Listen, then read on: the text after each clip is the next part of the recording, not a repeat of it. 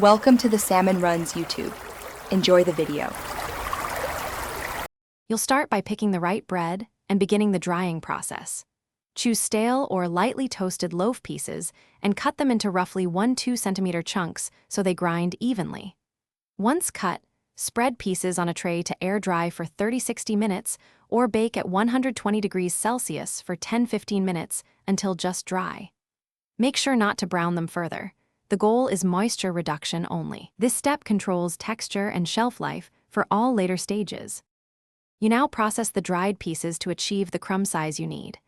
Pulse in a food processor in short bursts to avoid heating. Check texture often until coarse or fine as required. Once done, sift through a mesh to separate fines from larger bits and reprocess any remaining large pieces. If desired, you can season. Add 1 teaspoon salt, herbs, or 1 tablespoon grated cheese. Mix gently. This method preserves crispness and distributes flavor evenly across the crumbs. Finish by cooling the crumbs completely and placing them in an airtight container to prevent moisture pickup.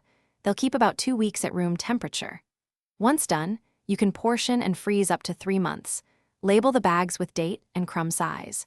If you ever find crumbs soggy or clumping, re-dry them briefly at 120 degrees Celsius for 5 to 10 minutes and pulse again to restore crispness. Make sure to cool before sealing to avoid condensation. That fixes most problems. Thanks for watching. Consider subscribing if we helped you.